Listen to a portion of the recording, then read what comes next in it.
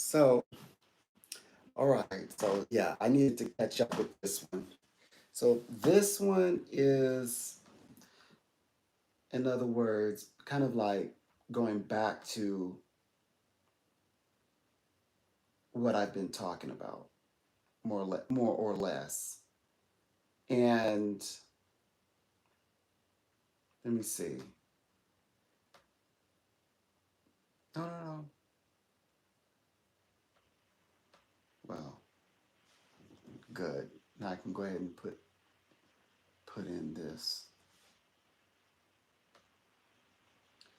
I'll make use of it. There we go. Um, I was meaning to go over here. So yeah, so I wanted to talk about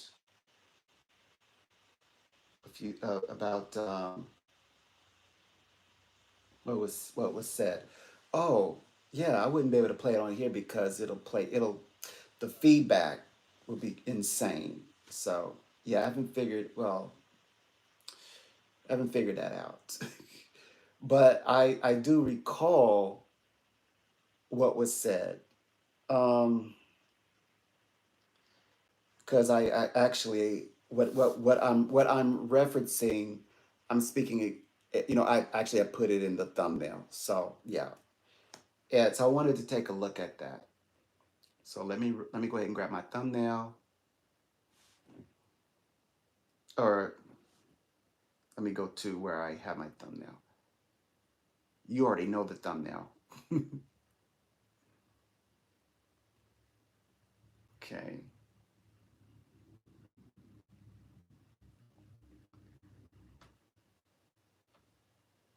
I have so many lives that I want to do. Okay. So what did he? Why did I grab you? You're not the one I was looking for. I was looking for, I think, yeah, this one. So he's okay. So Donnie Swaggart. Donnie Swaggart states, but I guarantee you, if 1960 was today, they wouldn't say a word about preachers preaching against slavery. They would trumpet it, and they should. He's Donnie Swaggart spoke from a demonic place. He spoke from a demonic place, and so I wanted to state that, and so I wanted to set that up. He spoke when he said that. He was speaking from a demonic place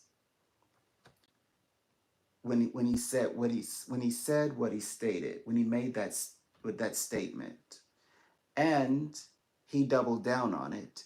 And I want to metaphysically, spiritually decipher that. Hence, okay, first of all, Kamala Harris says she's not mad at him because brave Americans fought, shed blood, died for his right to say that. He said that. And I'm never going to forget my eyes. My eyes will never unsee. There were um, black, as in African men of color, African men.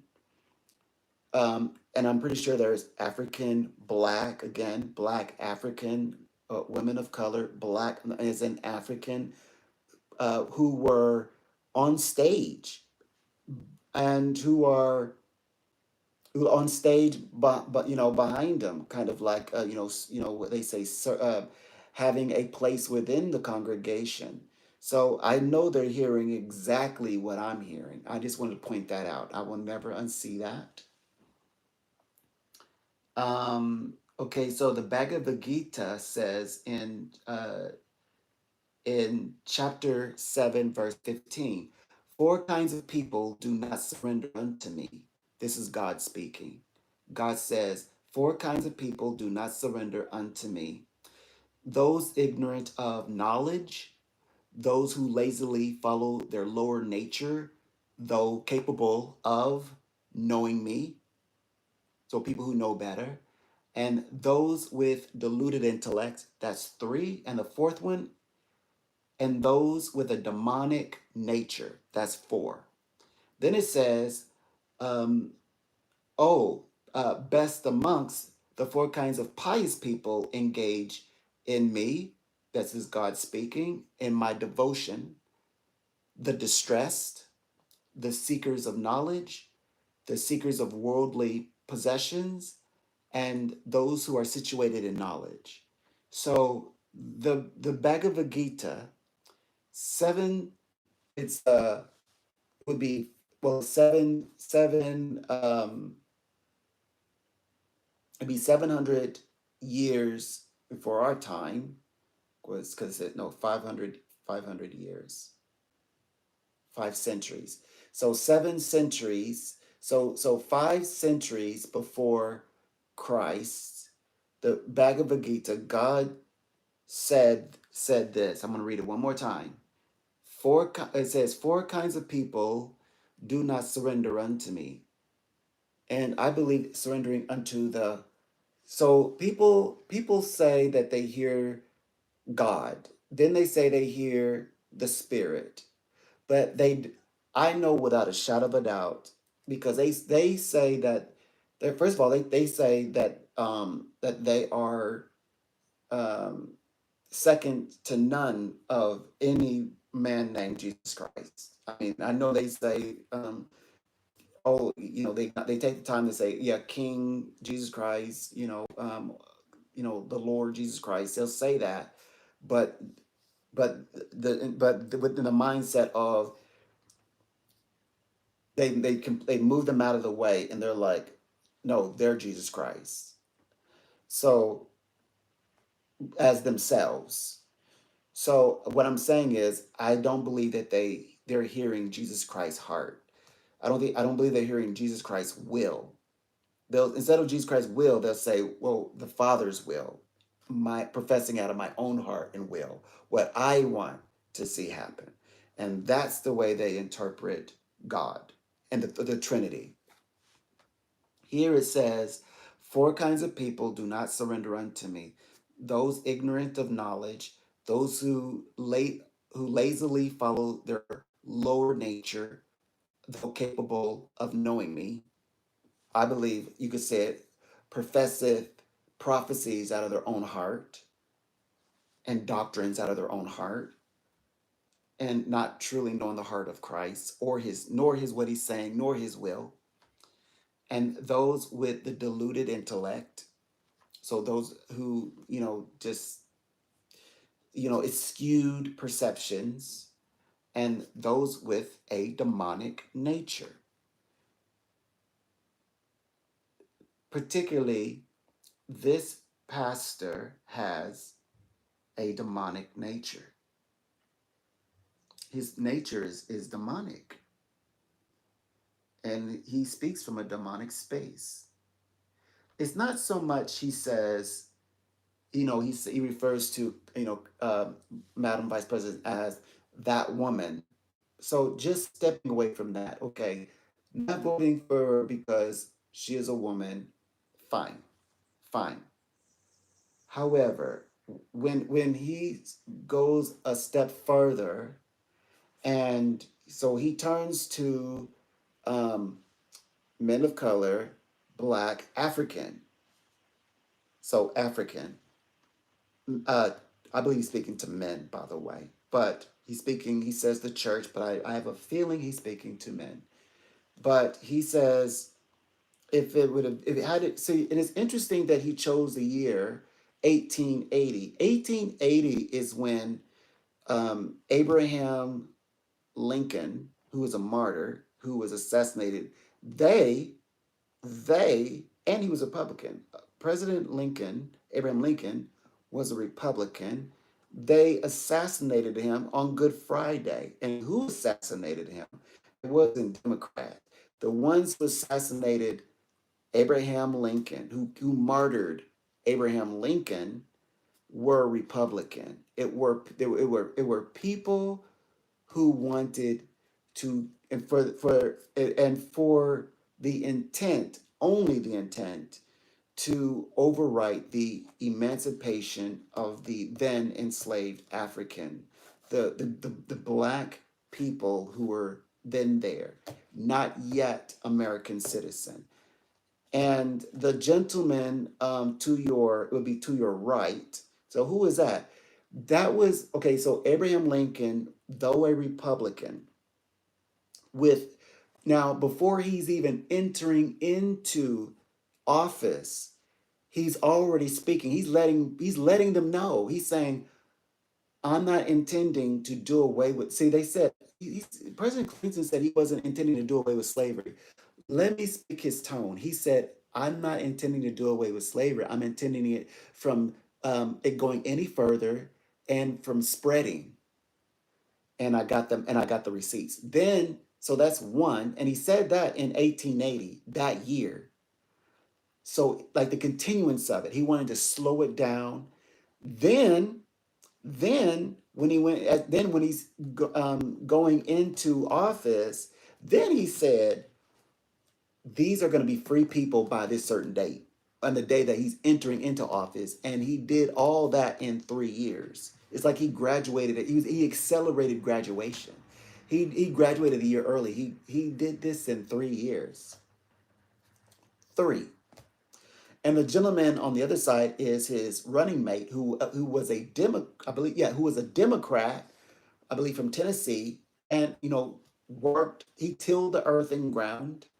Of course, he didn't want the then enslaved people to become free. And then he said that he was going to overturn this major accomplishment of the now deceased, because having been martyred, Abraham Lincoln, and that is President Andrew Johnson, first president to be impeached. The reason why it's not so much he's a first to be impeached. It's not even the fact, or who cares that he was impeached. He was impeached because Congress impeached him. But it's the reason why he was impeached.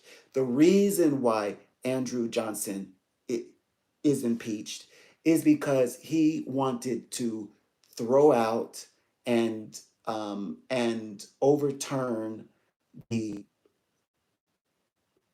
emancipation proclamation, the proclamation of emancipation of enslaved Africans, black, and um, furthermore, but that was the sole reason why Congress impeached him.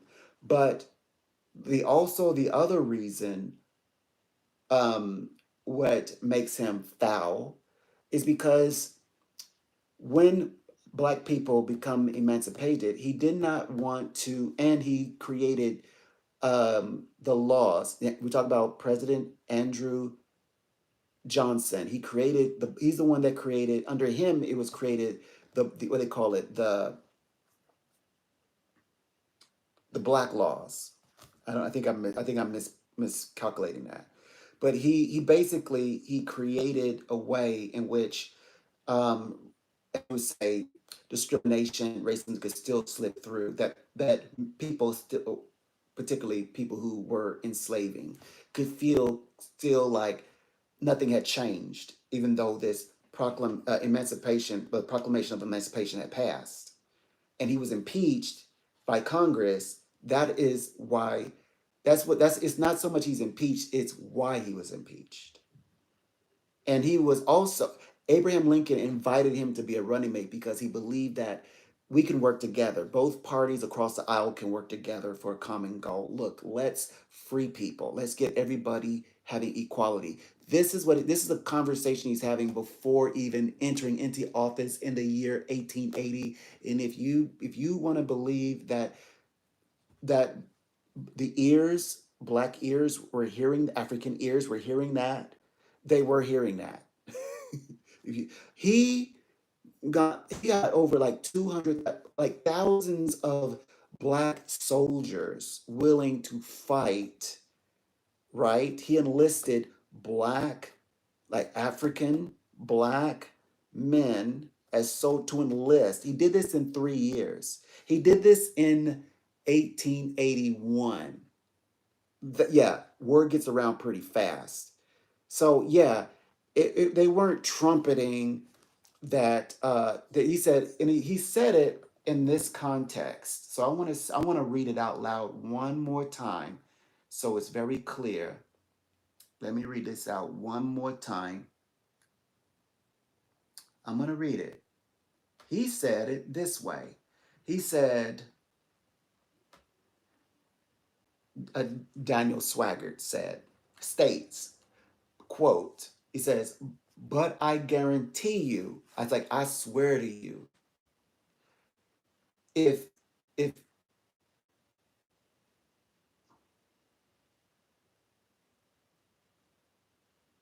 he said 1860. He said if it were 1860 was today, I put 1960, but it's supposed to be 1860. If it were 1860 today, they they wouldn't say a word about preachers preaching against slavery. He says they wouldn't say a word about preachers preaching against slavery. He says they would trumpet it, meaning he's saying they would trumpet slavery.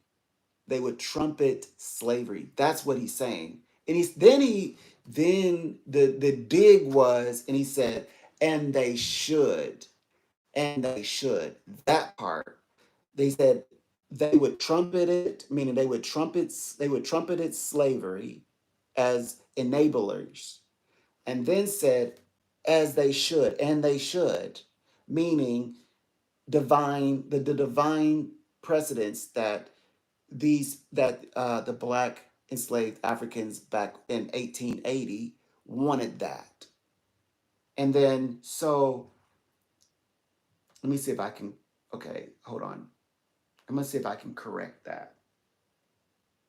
I'll see if I can update and correct that thumbnail, because I do want to get his words correct.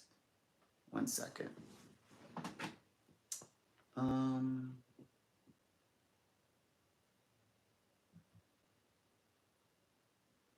okay, there we go. Let me see.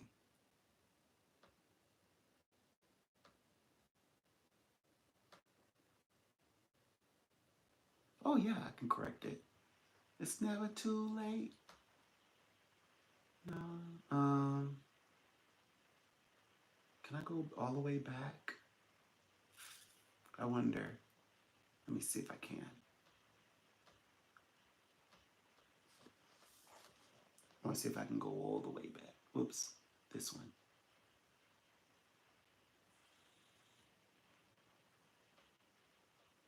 Oh, there. Okay. Um, boom. 8, and we just.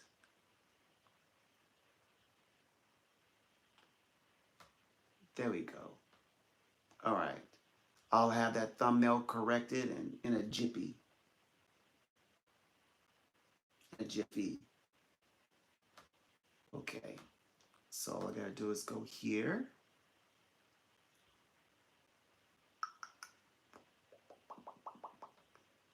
Uh-huh. And okay, what are you? All right. So 1 second. Not a problem. I was thinking like, you mean like, no, yeah, he went back like 18. It was more like, you mean like 1860. I mean, okay. So change it to the updated one.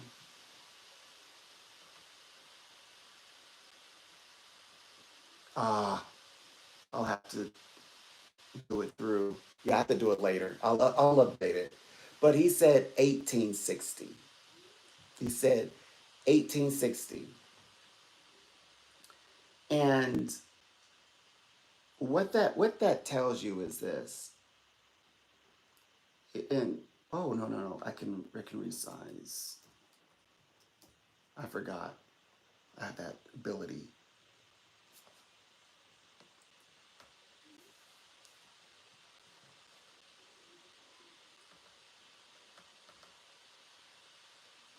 Burr burr burr burr.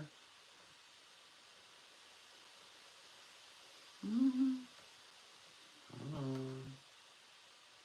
Oh, there he goes. Yeah. I believe it's like like 12. Or the width. Oh yeah. The width would be like that. Yeah, there it is. Hey.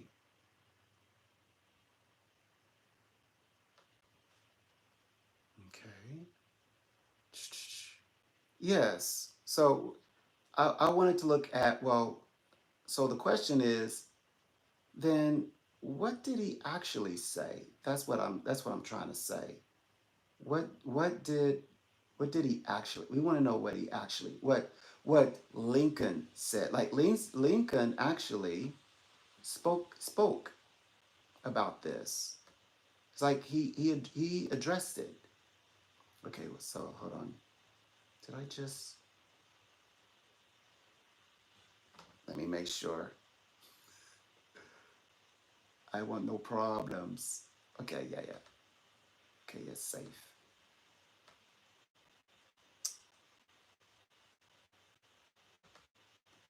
So I just go like this. Um, change it. Uh, there we go. All right, update. It's eight. What he said about 1880. So what did Lincoln actually say? That's what we're looking at. Mm-hmm. What? Yeah, we're gonna get to that. But first, we need to focus on exactly what he said. Oh yeah, he said something totally different. He said 18. Yeah, it's updated. Beautiful. 1860. So yeah, he said if so I want to be very clear one more time. Daniel Swaggart, I'm metaphysically reading it. You know what? I read people. He said, Daniel Swaggart states, but I guarantee you, if 1860 was today, they wouldn't say a word about preachers preaching against, he said, against slavery. He says they would trumpet it. When he said they would trumpet it,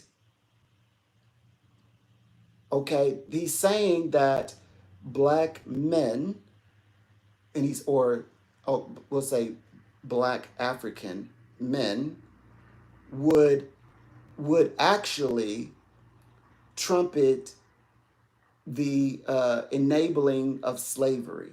That's what he's saying. And then he added, and they should. And they should.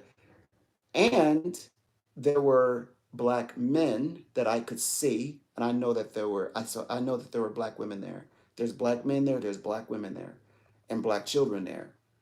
And they were they were on the stage behind them where the elders and the people who tithe greatly are. And I'm never gonna unsee that, and I'm never gonna forget. I'm not gonna put it past anybody. I wouldn't, because uh, John Tubman was not a fan of Harriet Tubman wanting to go to the North and be free. He was already a free man. What does her freedom have to do with him? As far as he could say, he called her all kinds of names.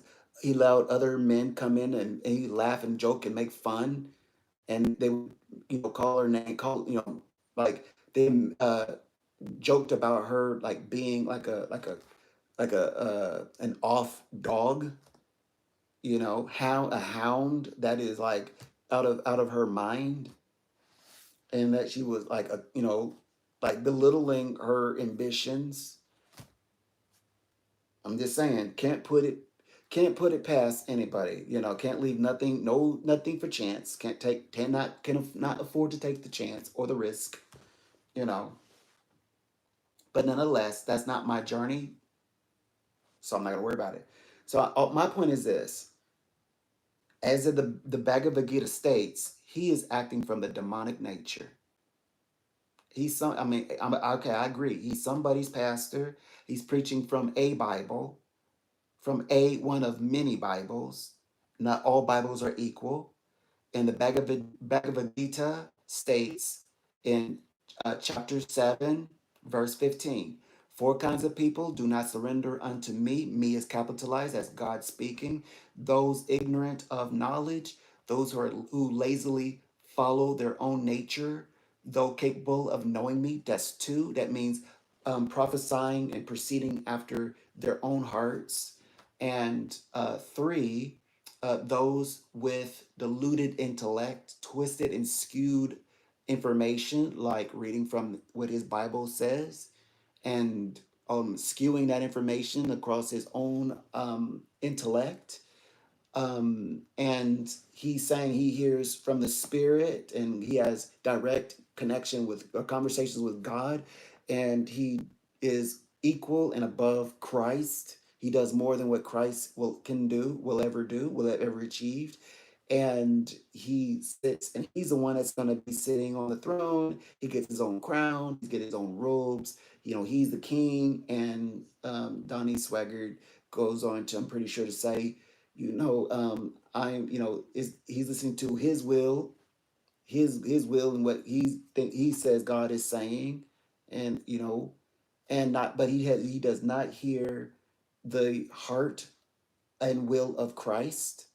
He doesn't hear it, of Jesus Christ specifically. And he says, and fourth one, and those with a demonic nature. Like he is all for those, but yeah, he has a demonic nature, 1,000% a demonic nature. He's speaking from a demonic nature. And you can see it. At first, in my brain wanted so badly to say, he's just lighting a fire, like Obama lit a fire under black men's behind. Okay, case in point, checkmate. Roland Martin brought him on to his segment of, sometime, I think, earlier this week or something like that. Um, this is not lighting a fire under the black churches behind. No, no. He made it very clear, and he dug his feet in it. He put his feet on it and dug in the ground in it, and then said, "I ain't sorry." So I had to say, that's when I said, "Oh wow, I need to be a witness."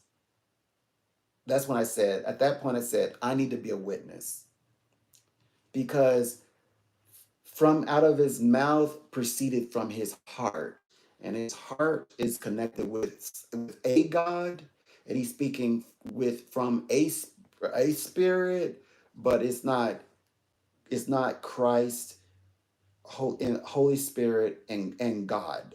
It's not that. It's not that statement. Is not that. It's not spiritual. It's not God. It's not super religious. It's not even religious. I mean, it's what he call it. It's a dogma. It's faulty doctrine. It's demonic doctrine. And so he said that. So I need to go over here to my man. My man says, okay, that's a regime. I don't need that anymore. Mass mobilization. I don't need that anymore. I don't need that anymore. I don't need that anymore. Okay, yeah, we like numbers though. So, um, yeah, I need the one where he says,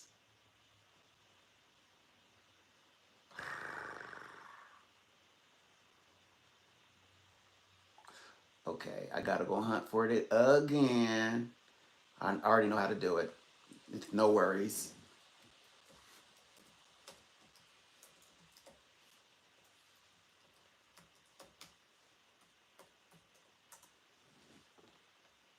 Let me see. Let me see.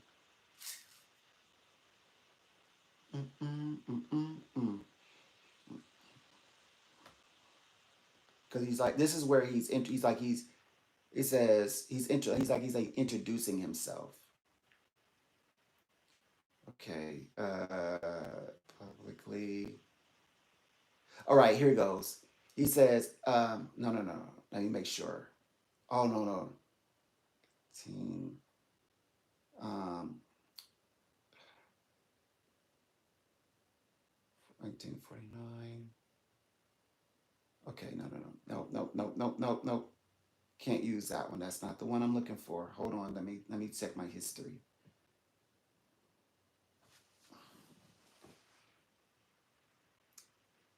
Mm-mm.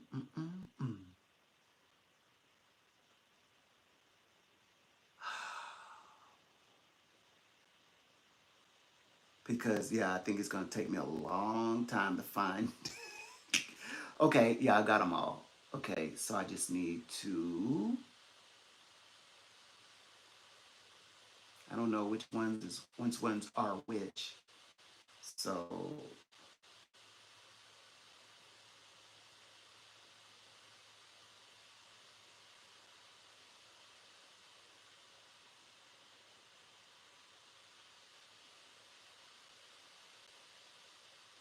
uh,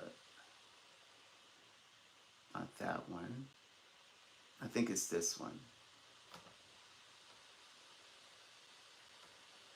Okay, mystic was upon a between. It says, "Represent defended.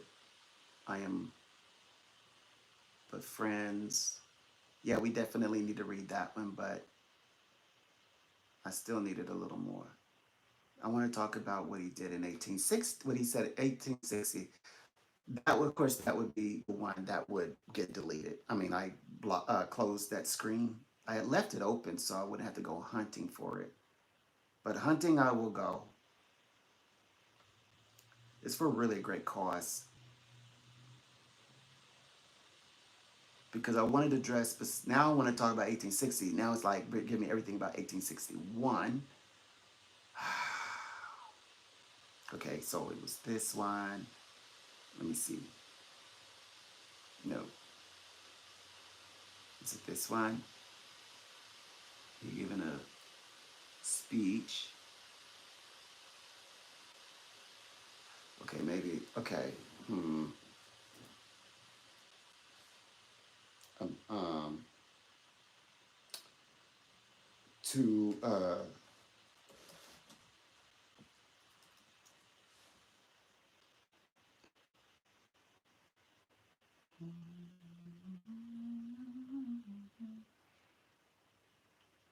excitement. Basically, and in gist, I can talk while I'm looking. In gist, it was stating that he said to the something to the effects of it's where they get it confused. He says to the proposition then that slaves whose cases come within the terms of this clause shall be delivered up. Their oaths are unanimous, but it's not what I'm looking for because I just wanted to share that he was very meticulous and with the intent on dealing with the issues of slavery in his day, which he accomplished My point is this: he accomplishes it in um, in 3 years, and then he goes on to say that primarily um, the war. Well, he said the war primarily became the issue of slavery being foremost the number one. He put that as one, but many people will kind of brush that, no, that's last or second or not, nothing at all, that it was more about either money or about keeping them from re, you know not becoming unified. And that's just not what it's that's not, at least that's not the argument he selected. I don't think I'm going to find it, because that would be the one I would need. That's why. Oh, I've got to add 1860. Come on, 1860. Here, is it this one? Um, Legis. I think it's this one. Anyway, I'm gonna here, because there's a great piece of information. 1861 was inaugural address. The Constitution, yes. Um, that's not what we're looking for. Mhm. I don't think I'm gonna find it, because it was a very piece, like a small piece of information. It says the main issue of the election was slavery and state rights. Lincoln emerged victorious and became the 16th president. Yes, we know that. We know that. It says the election in 1860. But I love that conversation, because he's he stated, he says the Democrats. Okay, so everybody was divided about slavery. Southern Democrats thought that slavery should expand, etc. And so that's what he tackled first. So this explains it. This explains it. Look, he says the Democratic Party was in shambles in 1860. They should have been the party of unity, but instead, see, that's what he wanted. So Abraham Lincoln, as a Republican, brought in uh, but his VP running mate was Andrew Johnson, who did, but questionable, assassin, martyring of President Abraham Lincoln. His VP becomes president, who tries to overthrow the Proclamation of Emancipation. Gets He's the first president to get um, the first president to get impeached. But it's not that we care about him being impeached. It's this why he was impeached. He was impeached because he wanted to overthrow the Proclamation of Emancipation. And he did not want to refer to black people. Oh, he wrote the Black Codes. There it is. That's the word. Term is Black Codes. He didn't want to term black people as black Americans. He didn't want to give Americans or black people citizenship. So he didn't want to call them Americans. So there's that. Black was okay, Negro was okay, anything else was okay, but don't call them Americans. They couldn't be called black Americans. So at that time they went to black Americans. Black Americans. That's where black Americans come from. It starts there, because that's what it means something. Black American. So he says the Democrat Party was in shambles in 1860. Here we go. They should have been the party of unity, meaning when they say party of unity, they're really, at this juncture, they're talking about white Republicans, white Democrats should have been unified. Like, hey, let's deal with this thing. It just should be a land of equality. Let's give black people citizenship. They will become black Americans, and everyone to have the ability. He Abraham Lincoln said, "Look, I want everybody to thrive, and for this to become an economic, like making money making machine. And he's like, like, uh, you've got he described a situation where he met an enslaved African, and who was like, you know, ignorant yet full of potential. Then he meets a free African and who is thriving and made jobs for three other people. Is that what he said? This is paraphrasing what he said, but he actually said he went and he compared, looked at both of these men, and he said, you know what I want? I want to make it where everybody can do what this free black man is doing.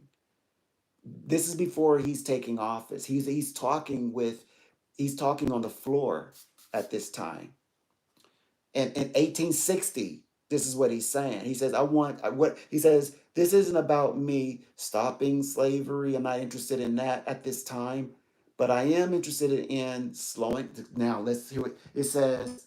They should have been the party of unity, but instead were divided on the issue of slavery. Southern Democrats thought slavery should be expanded, and Abraham Lincoln was coming in and said, I want to stop slavery from expanding. I want to stop it from expanding. Andrew, okay, Abraham Lincoln, the Republican of his day, thought that, you see what I'm saying? Come, let me welcome you to the table, to his running mate, who had the same sentiments as a Southern Democrat at the time, saying thought slavery should be expanded, but Northern Democrats opposed the idea. States' rights were also hotly debated. Southern Democrats felt states had the right to govern themselves, and right. Okay, candidate. So okay, and just that's what he said in 1860. So even without me locating, I love reading exactly what people say. Unfortunately, I can't find it. I can't find it. And I looked all throughout yeah, I did it. I'm gonna find it. And it's because it's a small little thing. It's like in a corner of nothingness. Maybe it's this one. I don't know if I see it. Uh, okay, it says held on November 6, 1860, in which the Republican Abraham Lincoln defeated Southern Democrat John C. Breckinridge, Democrat Stephen A. Douglas, and Constitutional Union, and so many. Okay, it goes on and on and on. But what happened with it? What was uh, he says? Yeah, and on 1860 succeeded setting the stage for the American Civil War. He says the electoral split between Northern and Southern Democrats are emblematic of the severe sectional split, particularly over slavery, and in the months following Lincoln's election, before his inauguration in 1860. They were already having church. They were already talking about. It says here, the United States president election of 1860, American presidential election held on November 6, 1860, in which Republican Abraham Lincoln defeated Southern Democrat John C. Uh, Breckinridge, Democrat Stephen A. Douglas, and Constitutional Union candidate John Bell. The electoral split between Northern and Southern Democrats was emblematic of the severe sectional split, particularly over slavery, and in the months following Lincoln's election and before his inauguration in March 1861, seven Southern states, led by South Carolina, on December 20th, 1860, succeeded setting the stage for the American Civil War, 1861 through 1865. So there was plenty that black men of that day or in the church would have said in protest of being enslaved, not saying that they would want or enact or desire us to be enslaved. So yeah, so there's that. So that's what I'm saying that he got wrong. He Let's see if I can find, because it's very interesting in what is actually said. If I could find it, I'll try to locate it. Summary. Okay, is this where it was? It says it says in 1847 Lincoln was elected to the House of Representatives, where on January 10th, 1849, he introduced a bill. So Lincoln introduces a bill in 1849. He introduces a bill. So if Lincoln is introducing a bill in 1849 to abolish slavery in the District of Columbia, what does that tell you? His life intent, it says the bill didn't pass, but his life purpose said was to open the door for later anti-slavery legislation. So here they said that Lincoln's purpose was not about ending slavery, or not even ending slavery, but they didn't really care about the slavery. But it was about I've heard it said it was about the dollar. I heard it was said that it was because he didn't want the South to secede from the Union, from the North, to break away and become their own thing. Because he just simply wasn't, he was uninterested, and he cared not. I mean, it's totally just like they do with the Bible, or just like in anyone who is not a race, but anybody who is in that way of thinking, how they rearrange what the Bible is saying, like Donnie Swaggart, and create systems of dogmas and ideologies. The same as what they did do it with this martyr, Lincoln. This is 1847. So you mean between 1847 and he's passing, like he's trying to get slavery abolished, and he's in a trajectory of moving into presidency that no black, not no enslaved black person, or African specifically at that time, noticed these movements. They didn't notice a thing. Luckily, they kept notes. It says in 1858, Lincoln ran for the Senate, this time as a Republican, against Illinois Democrat Stephen A. Douglas. When they say this time as a Republican, what do they mean by that? I'm gonna be honest with you. Abraham does give me this feeling of like being a Democrat. I am not going to even. I think he's just saying. Let me see. I think he was always a Republican, or just saying that uh, he ran for the Senate. Like, okay, but it's interesting. It says Senate, and it says this time as a Republican, as to apply. Was he anything else? Um, it pitted Republican nominee, or it keeps saying Republican. It keeps interesting. Okay, so anyway, he ran as a Republican against Illinois Democrat Stephen A. Douglas. He lost the election but gained prominence for himself and the newly established Republican Party. Okay. The Republican Party held its second national convention in May 16, 1860 in Chicago, Illinois.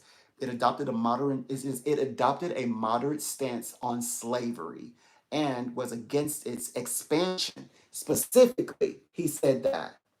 So in 1860, so Abraham Lincoln's drive was to stop slavery from expanding, not to end it, but to stop it from expanding, number one. And then when he goes on to form the Republican Party, was started on the foundation stopping slavery from expanding. And then it says, although some delegates wanted the institution abolished, it says although some delegates wanted the institution of slavery abolished altogether. But this was the way to start the trajectory. The two front runners of the Republican presidential nomination were Lincoln and New York Senator William Seward. After three votes, Lincoln was nominated with Hannibal Hamlin as his running mate. Democrats split over slavery. The Democrat Party was in shambles in 1860. Oh, yeah, we already went through that. The rights. Anyway, uh, these facts got to the point, but I love it when Abraham Lincoln actually speaks on it. So that's what I'm frustrated about. Okay, anyway, I'll move on. There's no digressing. So that's yeah, well before like we're talking about 1840s something. He had already started saying, look, I'm going to slow it down and keep it from expanding. Then he got in office and says, well, I'm here and I've got the power to do it. What we Republicans originally started out was to completely abolish it. And he did through the proclamation. But the Democrats from the South didn't stop trying to, he said, no, we're going to overturn it. And then, of course, hit Abraham Lincoln's running mate because there were northern Democrats who didn't want it to expand, and then the southern Democrats, Tennessee. That's where he grabbed this man, Andrew Johnson, who's his VP running mate, becomes vice president. Then, upon questionable assassination, becomes president, trying to overturn the proclamation proclamation of emancipation of enslaved Africans of the United States of America. There you go. And let's see what else. He says, now this is President Lincoln's first inaugural address, 1861. And okay, so on March 4th, and that's in Pisces, 1861, the day Abraham Lincoln was first sworn into office as President of the United States, the the Chicago Tribune printed this special pamphlet for his inaugural address. In the address, the new president appealed to the mystic chords of memory and to the better angles of our nature, to hold the nation together, seeking to alleviate the apprehension that seems to exist among the southern states. Lincoln pledged not to interfere with slavery in the South and pleaded with the Confederate states to reconcile with the North. So it's like, come join the North, come see what we're about. He was trying to work with them. He was like, come. Like he pleaded with them, come see what we're about. How do you know? That's why he chose his brother from Tennessee. That's why he chose him. Who knows hard work? He tilled the ground himself. He worked in the fields himself, President Andrew Johnson. He did. His wife is the one who came from the opulent lifestyle, who had hundreds of slaves and all of that. She's but on the contrary, Abraham's Abraham's wife uh come from the same life, and she wanted no part of it. She wanted no part of it. When she was out of it, she left all that, but she left all of that. And that's why Abraham and his wife got on well. What's her name? Starts with a T. I'll find out in a minute. Abraham Lincoln's wife. See those spirits and covenants. Yeah, Mary Todd Lincoln. Mary Todd Lincoln come from the same stock as Andrew Johnson's wife had. She didn't want any part of that lifestyle. And she was smart. She put herself through college, didn't ask for a thing from that life, and created her way, meets Lincoln, and then they meshed. And Lincoln fought very hard on his way up, fought his way up from serving in a house, sent to going into Senate, on his way to being president, and all his entire life was to stop slavery from expanding and then ultimately to abolishing it. That was his journey. That was entire life spent and supported by his wife, who also felt the same way. And by the way, she was a spiritualist. She held seances in the White House, many of them. And she was Christian. She was Christian, but she became very much involved in spiritualism. She became a spiritual person. Okay, so let's see. All right, so what else they say? So he pleaded. So Abraham said, "Look, I'm not gonna mess with the. I'm not trying to change you over. I'm not gonna mess with your, the slavery part. Just come see what we're about." He's like, "I'm giving like come. Maybe you'll have a change of mind and heart." He says 20 times he used the word union. He says but he also sent a clear message. What did he say? He says that he would not allow the union to be peacefully dissolved. He says we cannot separate. We can't separate. He says Lincoln declared the union will constitutionally defend and maintain itself. He says, though he wished for a peaceful resolution to the conflicts between the North and the South, Lincoln made clear that the Union would not back down if provoked, would not condone secession. There needs to be no bloodshed or violence, and there shall be none unless it is forced upon the national authority. And he says, the excerpt, it says, okay, the excerpt reads, it says, in your hands, my dissatisfied fellow countrymen. He's talking about the enslaved Africans at this time. The dissatisfied fellow men, dissatisfied fellow countrymen. He's speaking about the enslaved. He says, and not in mine. He says, in your hands, the slaves who are enslaved people, dissatisfied fellow countrymen, not in mine, not in my hands, is the momentous issue of the Civil War. He starts out, that is the thesis statement. That's the thesis statement. I believe this is him 1861 taking up the office. And he says, the government will not assail you. The government will not what? Will not make a concerted or violent attack. It says the government will not assail you. It says you can have no conflict without being yourselves the aggressors. You have no oath registered in heaven to destroy this government. While I shall have the most solemn one to preserve, protect, and defend it. And I am loath too close. He says, we are not enemies, but friends. And friends as in, I brought in someone from you, President Pick, Andrew Johnson from Tennessee. So he's one of you, Southern Democrat.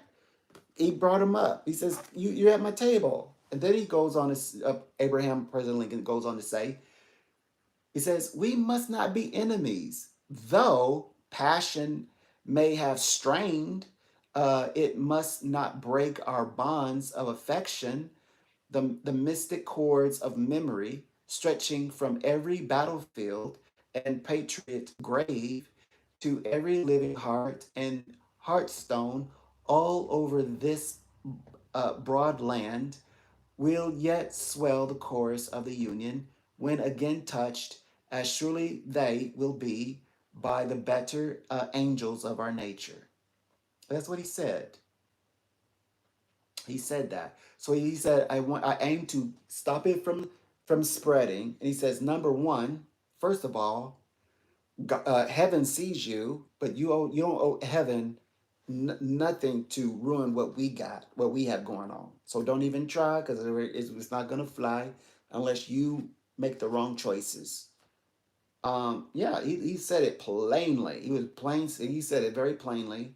But I love that first sentence that he stated. He says, "In your hands, my dissatisfied fellow countrymen, and not in mine, is the momentous issue of civil war." So that's that's what he's saying. He said that as he's entering into office, but he's already letting them know. You know what this means. I'm going to set the people free, and this is going to become a money making machine that I said it would be. He says he considered it to be illegal. We know that. Okay. Okay. Over here, but he truly did see them as brethren. He says, okay, here we go. Let's read this part. That's all African American in there. It says, as President Lincoln built the Republican Party into a strong national organization and rallied most of the Northern Democrats to the Union cause, on January 1st, 1863, he issued the Emancipation Proclamation, and there would have been no reason for him to do so. He says, declaring that all enslaved people in states that were still in rebellion would henceforth be free. And he says, while the order did not address slavery's status in the broader states or in the southern states already under Union control, the proclamation transformed the meaning of the war and turned the Union forces into an army of liberation. So liberation. So we're talking liberation is associated with the planet Pluto, and also in alignment with Scorpio. Having the most dreadful thing for Scorpio is losing power. Once that power is lost, it's tragic. You basically become a tragic victim. Liberation.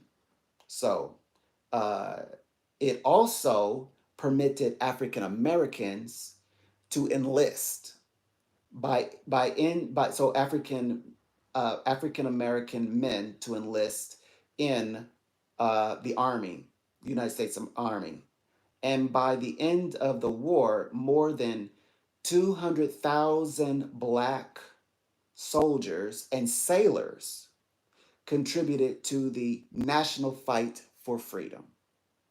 So, and he did. There was really no need for him to do so. uh, Lincoln would not let the world forget that the Civil War involved an even larger issue. This, he stated most movingly, is dedicating the military cemetery at Gettysburg, that we here highly resolve that these dead shall not have died in vain, that this nation under God shall have a new birth of freedom, a new birth of freedom. And that these are quotes, and that government of the people democratically. So this is where the democracy claim it. That the government, and this is the balances of power, because here power is authoritarianism. And so he's saying democracy, but protecting the republic. He says, and that the government of the people, that's the republic, by the people, that's the Democrat, for the people, Democrat, democracy, shall not perish from the earth. Okay, so Lincoln won re-election. Even won the re-election. So he was re-elected in 1864. I didn't take that to account that he had time um, to have a chance to be reelected. So he's meant to serve a second term. So he was meant to serve a second term. He was martyred by um, people with Donnie Swaggart's ideas, and like where the spirit that the demonic spirit he's speaking from. Yeah, I didn't know that. I'm first time reading this part. as Union military triumphs herald an end to the war. In his planning for peace, the president was flexible and generous, encouraging Southerners to lay down their arms and join a speedy in reunion. The spirit that guided him was clear in his second inaugural address, now inscribed on one wall of the Lincoln Memorial in Washington, D.C., with malice toward none, with charity for all, with firmness in the right, as God gives us to see the right. Let us strive unto finish the work we are in to bind up the nation's wounds. And then on Good Friday, 1814, 1865, that's in Aries, in your chart. It's Pisces, but it's in Aries nonetheless. Like he died, he entered into office in Pisces, he died in Pisces. But we'll go by your mainstream. It's Aries season. And it says Lincoln was martyred at Ford's Theater in Washington by John Wilkes Booth, an actor, who somehow thought he was helping his beloved South. I 1,000% believe that was. I got visions of orchestration. It was spiritually, or that was a sacrifice, spiritually orchestrated by Vice President Andrew Johnson and Booth and one other and another man, kind of, yeah, and like a man who was like a witness, like you see nothing, you know nothing. Yeah. So it says Lincoln died the following morning at Peterson House, and his death went the possibility of peace with magnanimity. His remains were brought to the White House, and a funeral service was held in the East Room for the slain president. So, yeah, there it goes. So, yeah, there was plenty that would have been said in 1860. So, the 1860 election, let me see, does it have anything different? Um, it says, okay, it says Abraham Lincoln's political ambitions began in 1832 when he was just 23 years old. He's a young man, 23 years old. He's already tall, strapping, and Mary Todd Lincoln fell in head over heel to be fell over heels for him. It says and ran for the Illinois House of Representatives. While he lost that election. 2 years later, he was elected to the state legislature as a member of, there it is, the Whig Party. There it is. So he was part of the Whig Party, and then he became Republican Party. So the how okay, or what or okay, he's part of the Whig Party, where he publicly announced his disdain for slavery. So hold on. In 1832, a young man, as in like the son, like as the Bible says, son of Israel, a young man. He's 23 years of age. He has all the powers at his fingertips, and he says publicly he announced, not denounced, he announced his disdain for slavery. That's Abraham Lincoln at 23 years of age. His life path and destiny. That man's a martyr. This president is a martyr. That's a martyr president. He's Republican. No, the Republicans started out as the Whig Party. The Whig Party becomes Republican Party. I'm remembering again. Okay, so it says in 1847, Lincoln was elected to the U.S. House of Representatives, where on January 10th, 1849, he introduced a bill to abolish slavery in the District of Columbia. The bill, yeah, the bill that they didn't pass. So 1847 from 18. Okay, so if he's 32. Okay, hold on. Let me see. Let me see.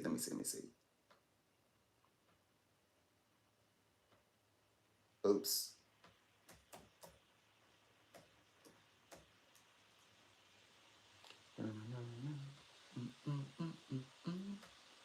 All right, so let's look at that again. Let's go back.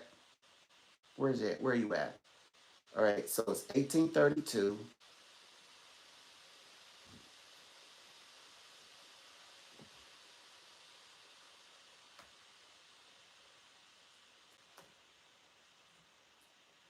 So over a decade, 15 years. 15 years later, he hadn't forgotten because he would have already, wouldn't he have already met his wife? Okay, okay, so Abraham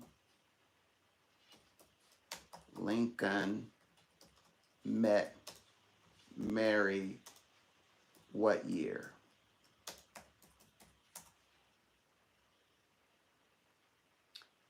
Well, he married her in 842 no matter what. I don't know when he met, but it says that on November 4th, 1842, the struggling lawyer Abraham Lincoln married Marianne Todd, and then becomes Mary Todd. She's from Kentucky, and from her home. Well, he married her at her sister's house in Springfield, Illinois. Okay, so 1842. So okay, I got it. So 1842. So 1842. So 5 years in the making to where he is very adamant to introducing a bill that would have abolished slavery in the District of Columbia, though the bill did not pass. But it did open the doors for later anti-slavery discovery legislation. Mm, okay. So okay, I'm gonna leave that there. So 15 years, and out of 15 years, he hadn't forgotten his sacred duty. He didn't forget. So all that time, no black churches weren't speaking that was wrong. Nobody was speaking about it. And more like trumpeting it, he says, trumpeting slavery. Like, keep going, keep doing what you're doing. Great, fantastic. That's what he said. That's what he thinks. That's what his rational mind told him to say. That's what his spirit told him to say. That's what his deity, his God, his Father God, his Abba told him in the spirit to say. I'm not even going to say Jesus Christ because Jesus Christ had nothing to do with that. Let me see. 1860. There's a lot of here about 1860. So here he goes again. The election of Abraham in November. Okay, yeah. He won.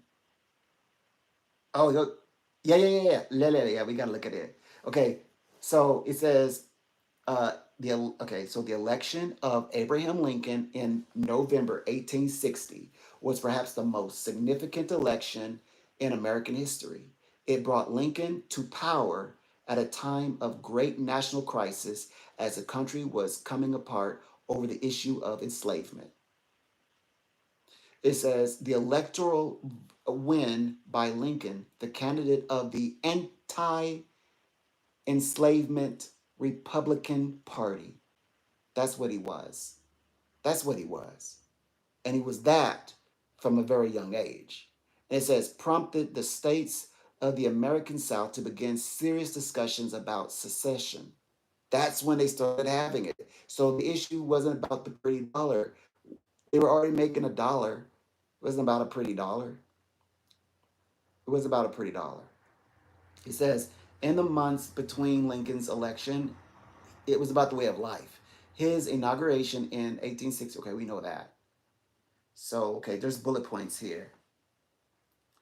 Okay, so let's talk about this. Is just referencing 1860. The United States was in so bullet point number one. The United States was in crisis, and it was inevitable that the election of 1860 would be focused on the issue of enslavement, and we've got to leave it there. Period. He was incredible. Yeah, yeah, he was incredible. Let me see. Okay, he was okay. Yeah, he could be shrewd. We know that. Okay, 1860. Okay, okay. It says, okay, so background to the election of 1860. It says the central issue of the presidential election of 1860 was destined to be enslavement. Battles over the spread of enslavement, because remember he declared, as before he's even taking before he's even this is in his first journey when he's entering to serve as to be a representative of the House. He says, I'm intending to stop it from spreading. And he said, enslavement from spreading. He says the central issue, okay, so here it says the enslavement of issue of the presidential election of 1860 was destined to be enslavement. Battles over the spread of enslavement to new territories was states had gripped the United States since the late 1840s. And so coming up through the 40s, Abraham, Jesus Christ, ordained Abraham. That was Abraham's ascent of Aaron to stop the spread of enslavement. And then, of course, so it says in the 1850s, the enslavement issue became extremely heated. So this is 1850s. The passage of the Fugitive Slave Act as part of the Compromise of 1850 inflamed Northerners, and the 1852 publications of an extraordinary popular novel. Okay, blah blah blah. Okay, brought the political debate over enslavement into American living rooms. So it was brought to the living rooms of Americans. I mean, to their living rooms, into to Americans. Okay, so let's see. So it says what? It says, and the passage of of the Kansas Nebraska Act of 1854 became a turning point in Lincoln's life. Okay, hold on. What is that about? Meant what? Hey. Oh, it says was the okay. So the Kansas Nebraska Act was devised as a compromise over enslavement in 1854, as the nation was okay. The grip of the nation. It says civil. Okay, power brokers on Capitol Hill hoped it would reduce tensions and perhaps provide a lasting political solution. All right. It says yet. When it was passed into law, 1854, it had the opposite effect. It led to increased violence over enslavement in Kansas, and it hardened positions. Kansas Act, okay, road to civil war. But its opposition to it changed the political landscape across the nation. It also had a profound effect on one particular American, Abraham Lincoln, whose political career was reinvigorated by his opposition to the Kansas Nebraska Act. Mm-hmm. Roots of the problem. Okay, I'm going to stop that. There you go. So, okay. So, yeah, he began to see how it was starting to, the poison was of sin was beginning to spread into her land, into her uh, and into her soil, into her ground, and his spirit, Abraham Lincoln's soul, couldn't stand it. It says, following the passage of the controversial legislation, Abraham Lincoln, who had essentially given up on politics after one unhappy term in Congress in the late 1840s, he had given up, and thank goodness he didn't give up. Felt compelled to return. He was compelled. No, he was ordained. He was chosen. He was a chosen one by God, by Jesus Christ chosen. Jesus Christ talked to him. It says, in his home state of Illinois, Lincoln began speaking out against the Kansas Nebraska Act, and particularly its author. Okay. When Douglas ran for re-election in 1858, Lincoln opposed him in Illinois. Douglas won the election, but the seven Lincoln Douglas debates they held across Illinois were mentioned in newspapers around the country, raising Lincoln's political profile. Okay, in 1859, Lincoln was invited to give a speech in New York City. He crafted an address denouncing enslavement, and it spread. So not only did he denounce, so he didn't wait till he got in office and decided, yeah, let's talk about abolishing it. This is 1859. 1859. So he had came with these ideas that slavery shouldn't spread. In fact, he didn't even like slavery. He publicly opposed it. Then in 1859, he states this. He says, so even in his prime, where he just could have sat down, no, he instead he said, what did he say? Did he say anything? He says, it says Lincoln was invited to give a speech in New York City. He crafted an address and denouncing, not announcing, denouncing.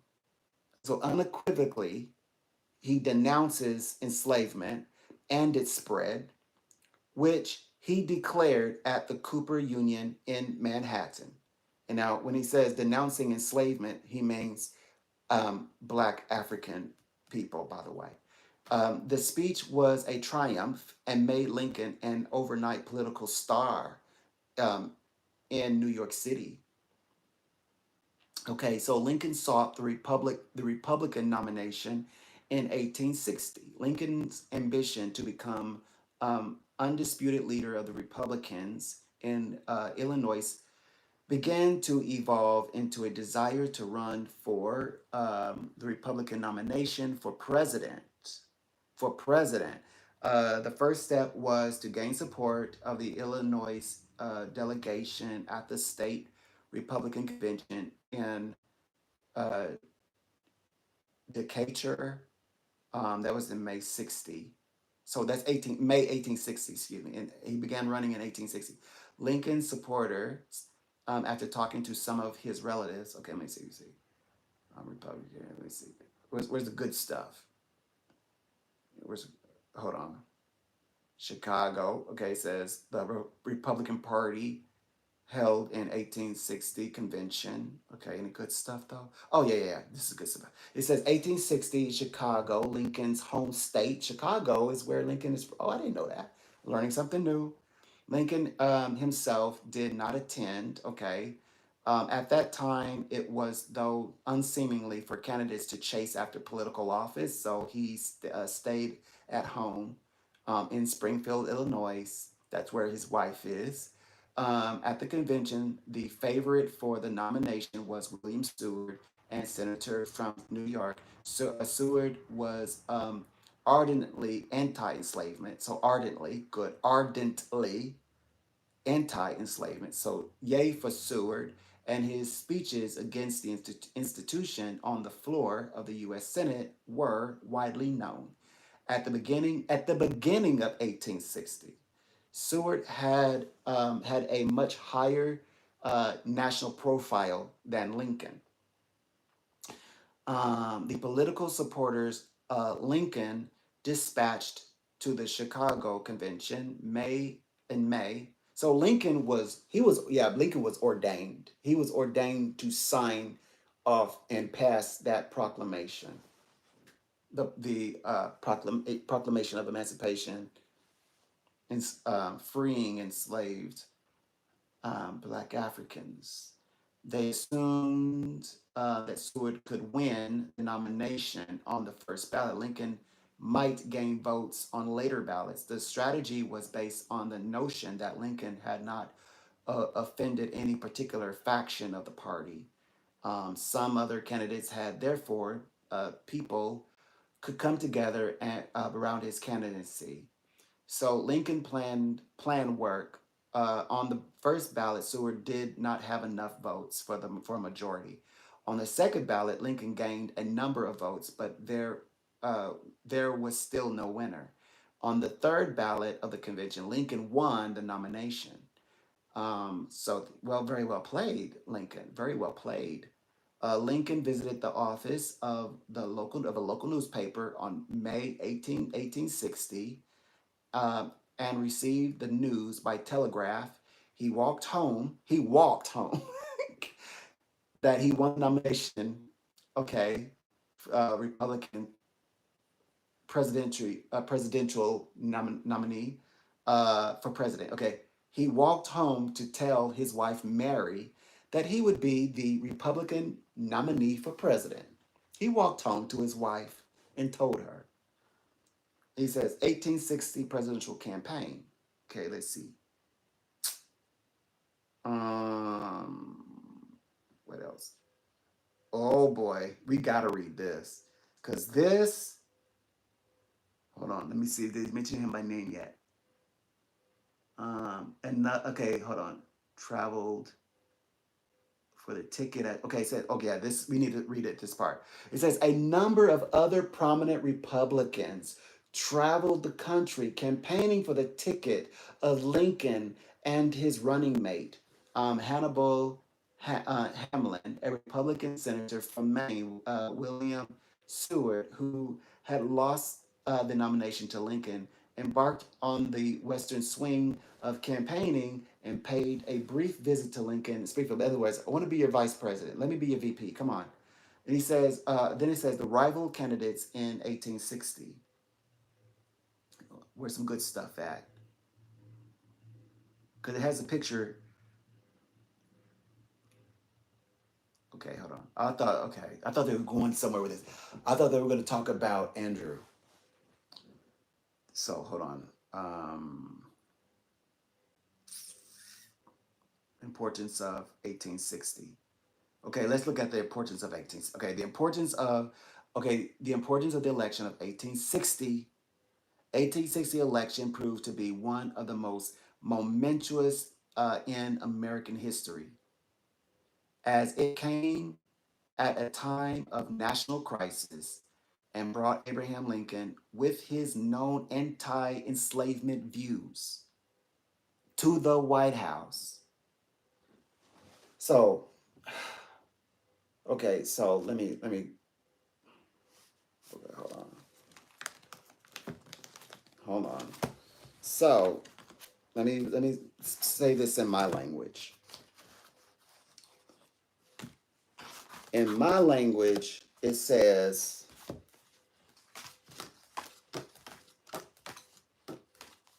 we know the White House is Jupiter. So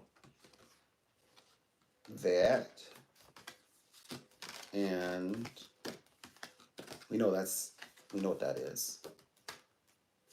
But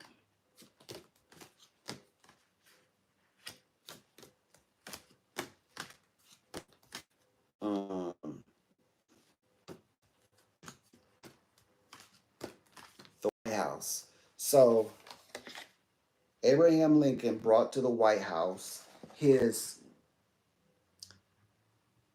known anti-enslavement views to the White House.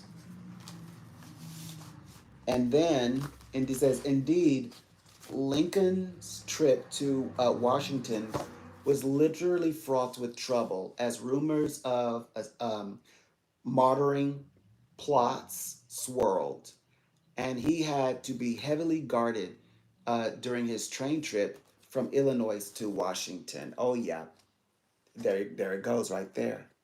There it goes. So this is not the viewpoint of everybody who say they're Republican or the Republican Party or the Democratic Party. This is because there were Democrats it would have been the Southern Democrats as well. So it says the issue of secession was being talked about even before the 1860 election, and Lincoln's election intensified the move in the South to split with the Union, their way of, by the way of life for them.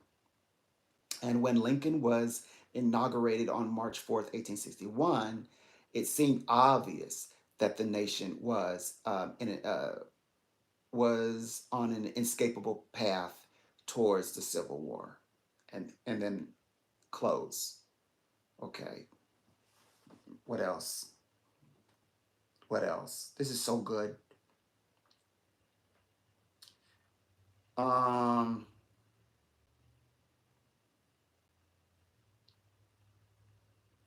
let's see. I can't believe that I lost that little statement that he made.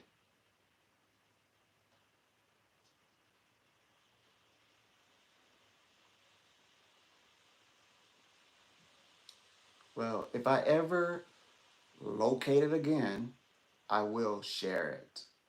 I promise.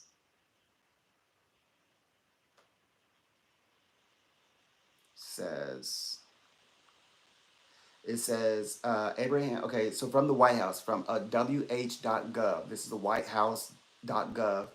Abraham. It goes down in history. Abraham Lincoln became the United States 16th president in 1861, issuing the Emancipation Proclamation that declared forever free those slaves with the Confederacy in 1863. Specifically, that's got to be Black African people. And let me see, hold on.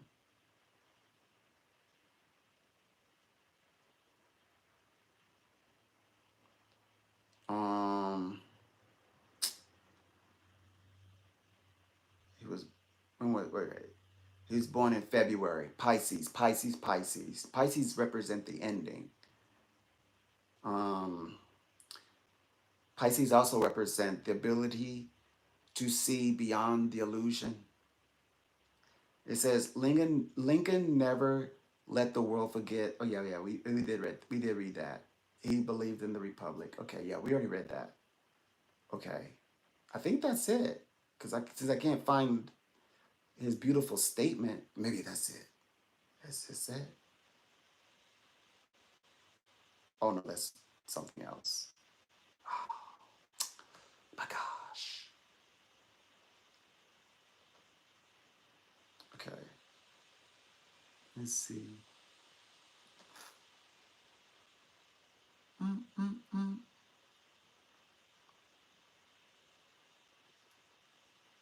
Um, chapter.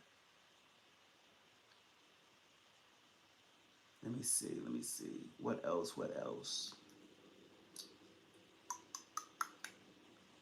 Anything else? Anything else good? Um, already marked those.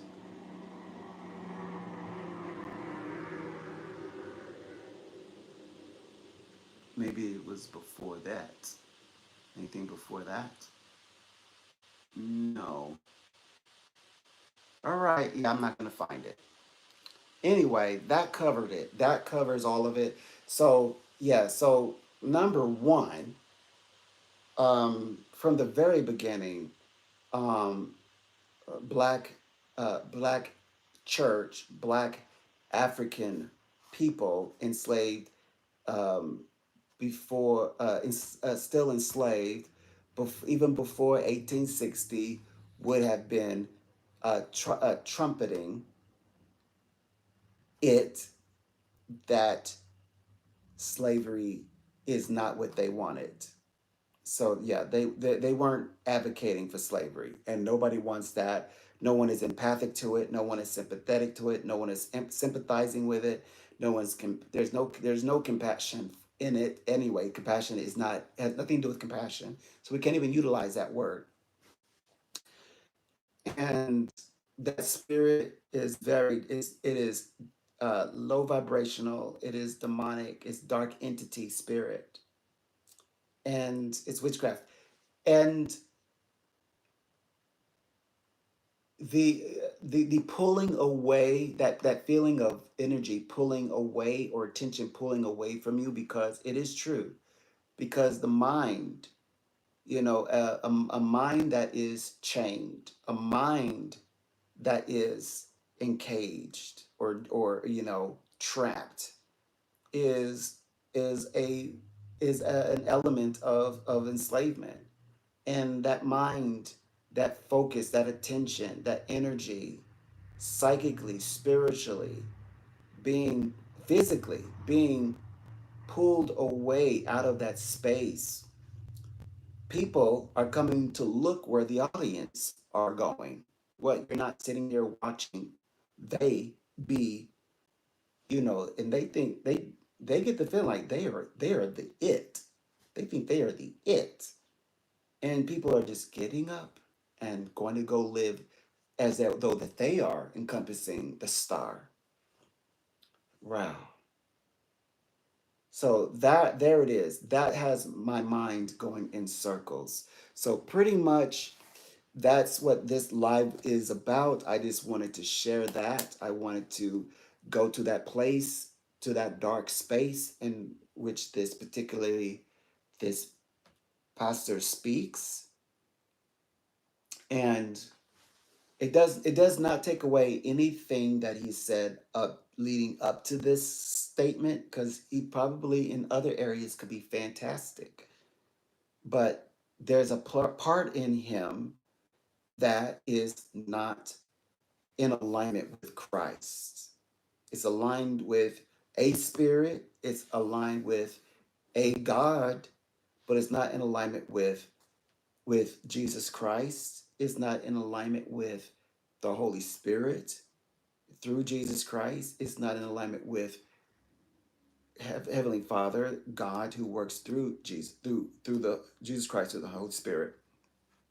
It's not aligning with that, with the Word of God. It's not aligning with the prophetic order that, I don't know, for the life of me. He says, they say that they connect with the Spirit and they can't see order in the nature of things.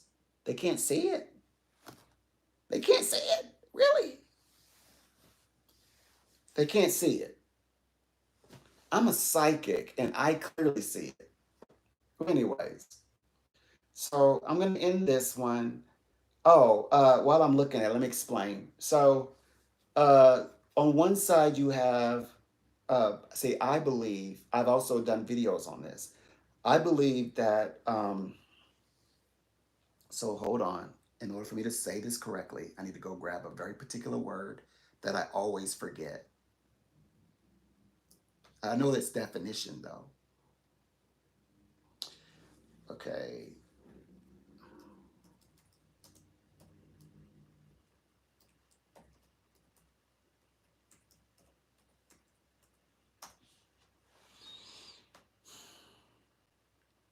The word is, I certainly know, yeah, I definitely know where to go get the word. Is it this word? Uh-uh. It's another one. Ah, found it. Adjournment sine deny. Adjournment sine deny. It means without a day. It's in Latin. And okay, so when Congress impeaches Andrew Johnson, they were also trying to because he was also doing some backhanded things. He never got his day in court. They never brought him to court. And basically they gave him an adjournment sine deny, meaning without a date, without a day, meaning the legislation, basically here they said it explains it better here. It says it is the conclusion of a meeting by a deliberative assembly such as a legislature or organizational board without setting a day to reconvene for his day in court, like his trial, like we're taking you to court. It says a court may also adjourn a matter sine die, which means that the matter is stayed until further notice. In the sine die adjourn of this type is in the hearing. So basically, it means we don't set a date, but we will convene. We'll convene, but we're not going to set a date. In other words, he never got his day. They never brought him in and said, first of all, did you have anything to do with President Abraham Lincoln's, martyring? That's number one. Do you know Booth? His shooter. Do you know him? No, but there were other things he was doing that they were going to bring him up. Well, they already had so much on him, and they brought that forward. Plus, but what they were after was, no, you cannot overturn President Lincoln's uh, proclamation of emancipation of enslaved people. They are free. Okay, so there you go. And he was doing a lot of, like they said, he was acting like an authoritarian, but democracy did its job and impeached him. All right, so with that said, now I can talk about, so that's why he was impeached, and that is President Andrew Johnson, vice VP pick for President Lincoln. All right, so where was I? I was looking at, oh, so I believe that Donald Trump has the spirit of, it's like like he incarnated into President Trump. It's like Donald Trump was or is President Andrew Johnson, who Johnson all that now from his era all the way to our era, in in 2023, 2020, 2022, 2024, etc., is being brought to task. Finally getting, they finally said, okay, today's the day you be brought forward into court. And that's why I believe so I've been following, of course, reading the symbols, reading the signs. He's in court. He's in court by way of spirit of President Andrew Johnson. Andrew Johnson was a Democrat in that lifetime. But what does that mean today? What does that mean today? Donald Trump's a Republican today. Now, I'm following, like, there are several presidents, including not only Republican presidents, but also Democratic presidents who align prophetically, perfectly describing current Vice President Kamala Harris to being the next president, being the next president. Like she even taps into Abraham Lincoln's presidency. Okay, she taps into Coolidge of who's a Republican of the Roaring Twenties. Was it Coolidge? I always get them mixed up with another one. Hold on. Yeah, I gotta put you back. Okay, hold on. I've got it. Calvin Coolidge. Yeah, I was right. Coolidge. John Calvin Coolidge Jr., president of the Roaring 1820s. I believe if he were here today, he would adore Kamala Harris. He was also for uh, it was against racial inequality. He was for uh, uh, ethnic equality, people equality, humans. As and God, by the way, God is also in chapter Leviticus 2024. God is also for humans, and he says if, okay, so let's say you have, let's play a game.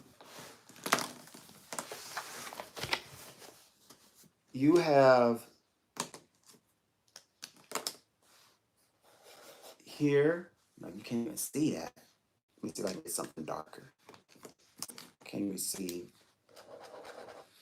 Yeah, so you have that, and you have that.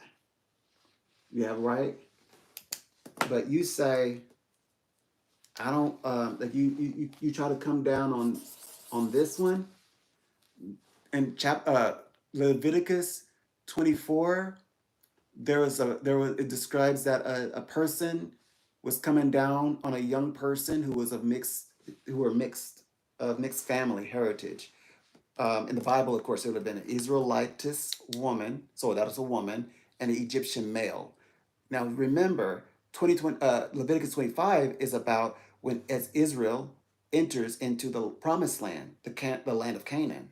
So you had the mother, let's say the mama and the daddy. We had a Israelite woman, and an Egyptian, and they took it to Moses, who then takes it to Yahweh, Elohim, and Elohim tells Moses, get the congregation to pelt this one, and said, so from now on, what you do, if a person like this, it means an Israelite, let's say Israelite person, was to treat this person who is part of the house of Jacob incorrectly, not like a part of the family, that person who is doing the mistreating of that human, it uses the word term human, should be treated, and uses this person as treat that Israelite as a sojourner, like you're a stranger. Like I'm gonna treat you like a stranger. So the Bible is absolutely advocates for racial inequality, racial equality, not inequality. The Bible does not advocate for racial inequality. The Bible does not unequivocally. The Bible, Yahweh God, does not advocate for racial inequality. And um, uh, I always forget the word. Let me see. Let me see if I can locate the word. Okay.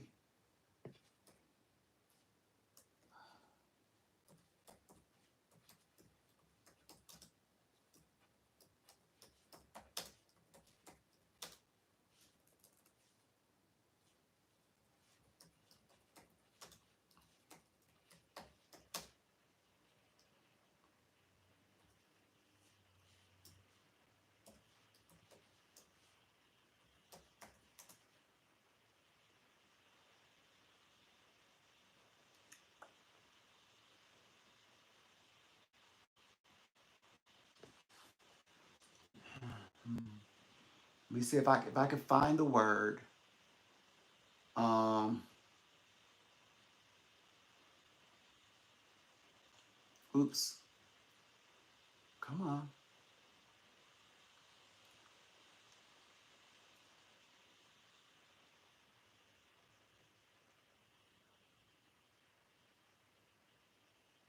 Okay, maybe it's this one.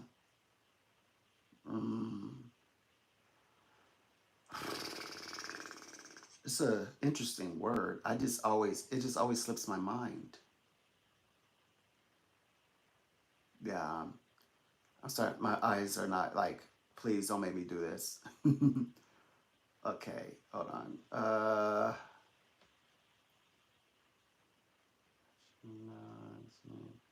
Maybe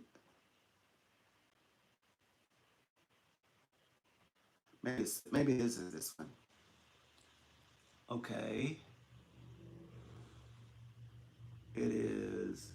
Come on, you got it. I know it's like on the tip of my tongue. I know. Hold on. Mm, eh, I don't know. Nah.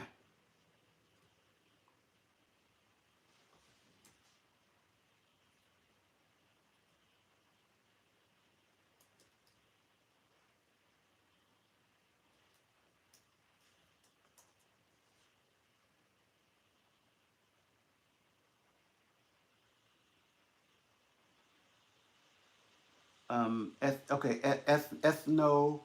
Ethnocentrism. Yeah, ethnocentrism. That is based on the culture. Okay, but I need the other one too. Um,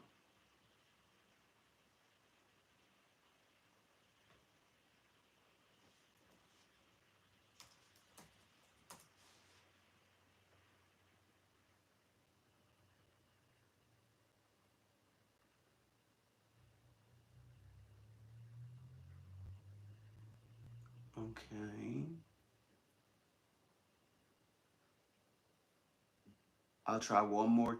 one more go at it. And if not,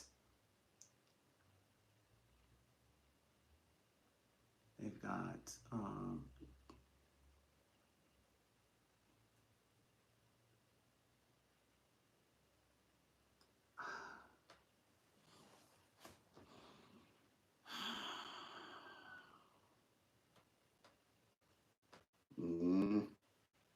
xenophobia. There it is. If this, I had to grunt for that one. It made me work for it.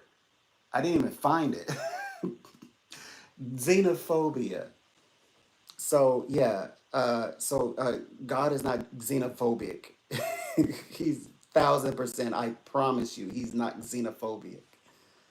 Um, and that's in Leviticus 24, and then Leviticus 25. They actually go in and they actually set up a covenant between three groups, the Trinity: Israel, Canaanites, nations.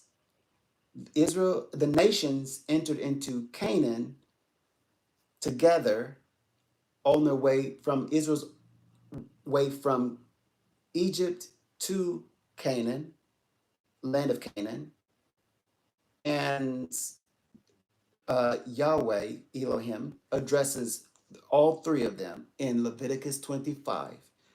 And uh, archaeologists recently discovers this year that there are no DNA evidence that there ever was a battle in the land of Canaan that was a city.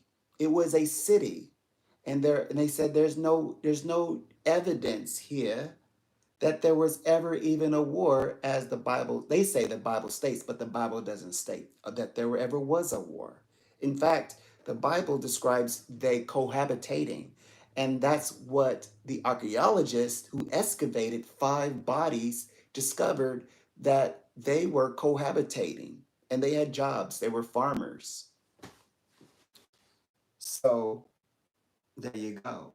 So now, so Republicans are not like they say all Republicans there are not like Abraham Lincoln and Woodrow, like fighting for a good cause. Not all of them. Yeah, some of them are. There's that element, because you got to think of it like this: whether you are a Democrat or whether you are a Republican, back then you're the only one who's voting. There's only one group voting. So if you're in the red, if you're red, if you're red, and your vote on the unison are the only ones that count, it's only you. Even if you're divided,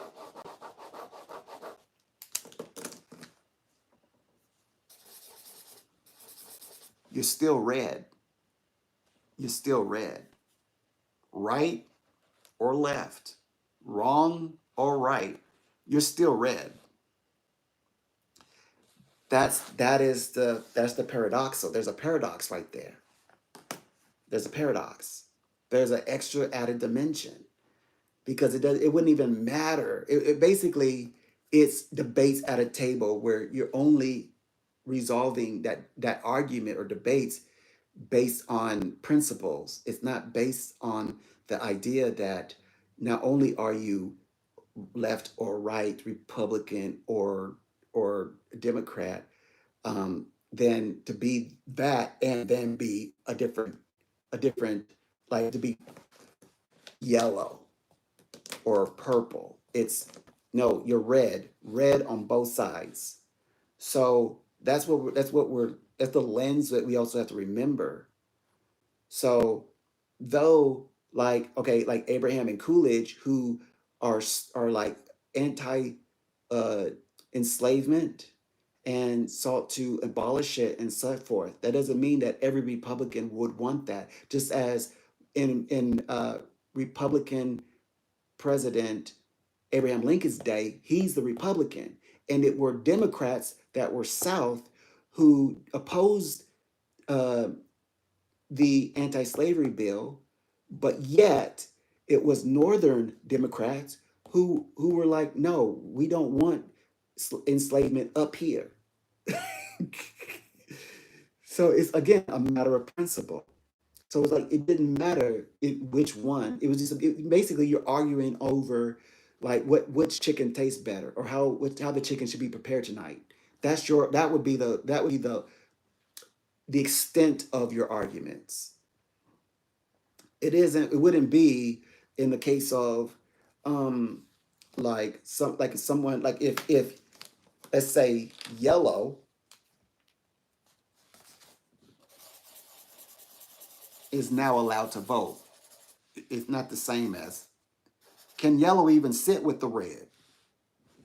Can yellow even sit with the red? that part. So um so yeah, okay, so Vice President Kamala Harris aligns prophetically with presidencies to becoming the next president. She's become the next president.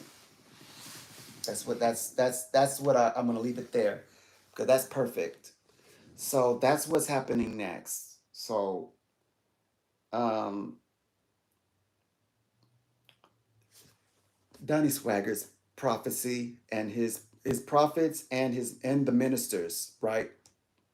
There are demonic prophets, false prophets, and then there are demonic ministers or like demonic pastors ministering bad, foul, twisted languages, profane languages from their heart, from their through their lips, and they can't be right.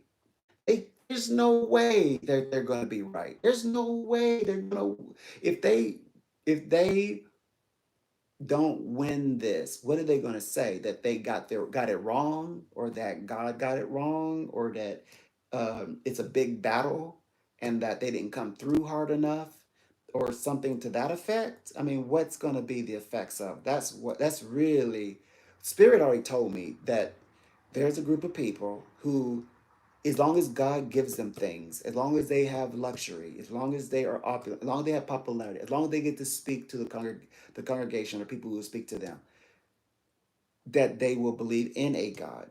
But though it not be him, it's not him, will they yet believe or even continue to believe? Because there's some that do genuinely believe. At least they believe they believe. Will they believe? Will they continue to believe and learn and grow and find out why without saying God wasn't looking that day, or he closed his eyes that day, or they didn't come through that day. Enough of them didn't activate that day. Or are they going to say, actually hear Jesus Christ's words. Let's ask Jesus Christ why it happened. It's not asking a second opinion. It's ask Christ why now they have to, why do they need to walk this path? Hadn't they learned everything they needed to know? No. So anyway, I'm gonna end there. I think I did that one quite well, and then I can't wait to do tell what Jesus Christ told me about Kamala Harris. I'm gonna have that one, and uh, and oh yeah, any updates? They are. I've already been welcomed. I got my congratulations. So I will be sharing my experience um, with Psychic Source. I'm so excited about it. So yeah, so I'm getting ready for that, and I got to figure out like yeah, I got to plan out for my professional photo. I got to do a professional photo So anyway, well, all right. So I will definitely will be back, and this was a great live. I got it out of my system, and I stated what I needed to say, and I'm not apologizing. Later.